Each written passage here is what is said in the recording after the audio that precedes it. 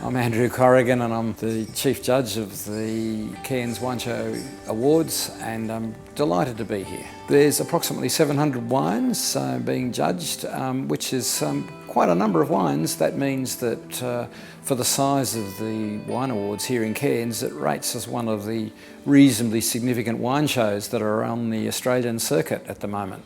There are 12 judges working away, and they work in groups of panels, so 3 to a panel, and they're mostly from interstate, and they're mostly winemakers, but there are also some locals from Cairns judging as well.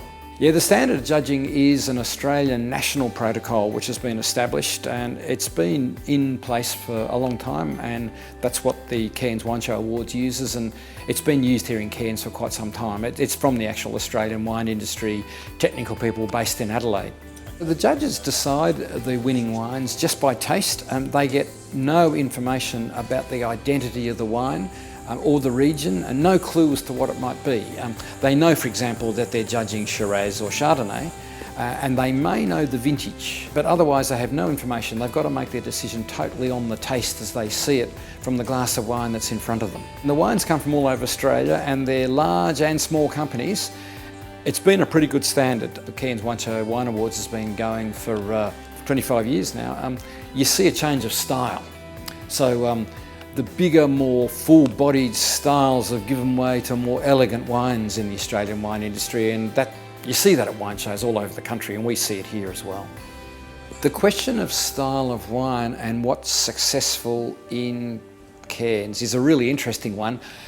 Obviously, the judges, mainly coming from cold parts of Australia, are now judging in a much more humid tropical environment, and we all notice that wines that are a little bit fresher, lighter, perhaps less full-bodied complexity do better in Cairns. One of the roles of all the shows and the information processes around is to bring wine to the public and to the community, and places like Far North Queensland get a lot of wine publicity out of the show, and so many restaurants and so on are interested in wines. The whole deal with the Cairns region is the importance of tourism, and obviously people flock here and they want to have a nice meal in a restaurant and have good wine with it. So it's all really important for the exposure of wine and wine knowledge to have a show like the Cairns Wine Awards. I think if you're going for high quality tourism, and particularly diverse tourism,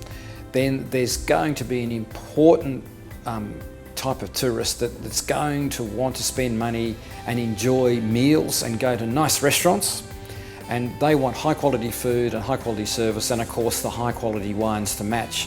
And they are looking for restaurants and places they can go that've got an awareness about the whole wine thing.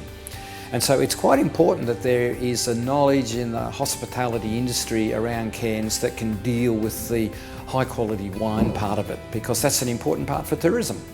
Broadly speaking, there's probably 2 types of wine company exhibiting wine in the wine awards here. There's the small producer who is looking for some feedback on his or her wine, and that's certainly available readily. They get comment and a score and so on. And the cost of them entering in the show is fairly economical. The other type of wine producer is generally a larger company that's got wine distribution in Cairns and the area. They probably have sales representatives and area managers who are working here, and they're looking for increased profile for their wines so that they sell well in retail bottle shops and also get on wine lists and sell in restaurants. And of course the wine awards here, with the focus on medals and quality wine, is a really important part of that. The show system in Australia is quite important, but it's changed a lot, and the Cairns Wine Show Awards fit into a specialist show, and what this show is doing is bringing the attention on wine quality to a region that's a very important region because of the tourism, but also at the same time this show is giving good technical feedback to producers with an affordable entrance fee. So the show is readily apparent that there's a large number of small producers that do enter their wines to get that information, as well as other companies that have wine distribution in the region who are looking for profile for their wines. There's been a lot of examination of the role of wine shows across Australia, and the Cairns Wine Show Awards fit in pretty well to that. There's a lot of questions about the roles of shows and what they can do, and the role here is important in that it gives technical information, but also gives exposure to the notion of quality wine to the Cairns region. So our panel has just finished judging the Cabernet class. It was a really strong and very enjoyable class to judge. The group thoroughly enjoyed it. It showed lovely diversity of style, diversity of region, and lovely winemaking influence. It was a pleasure to judge, and let's hope that more people get out there and drink it. This is the Chardonnay class, and we've just been looking at quite a few Chardonnays all around Australia. And it's a really good example.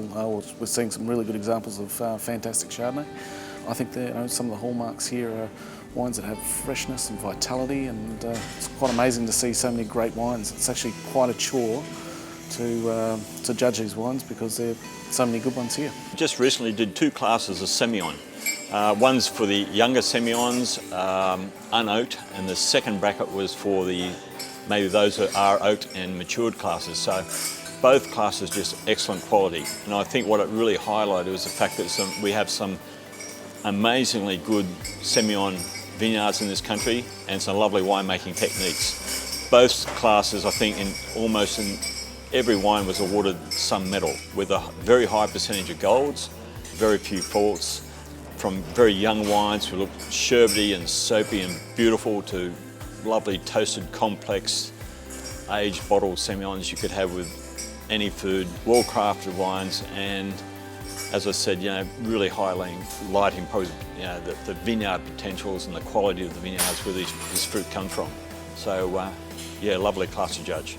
Already you can see that there's been some pretty good vintages in the last couple of years across Australia, and those wines appear to be coming through here. So we've seen some terrific Pinot Noirs, quite a big class of Pinot Noir, and a lot of very good quality wines, and there are a number of gold medals handed out.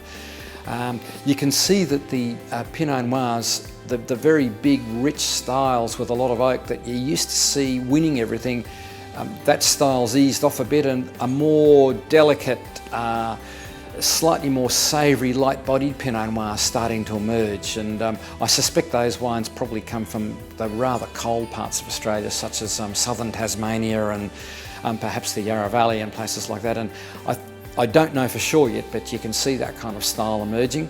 And in the white wines, some of the alternative varieties have been really, really good this year. So varieties such as Vermentino, which is a reasonably obscure Italian variety. One of the Vermentinos won a gold medal, and there's some very good Pinot Grigio and so on. Some of the varieties like that were doing really well. I think those wines suit the tropical climate as well, because they're lighter, fresher wines, although they've got some nice texture to match up with food, and I see that as a bit of a trend here. A favourite part of judging would be having dinner afterwards.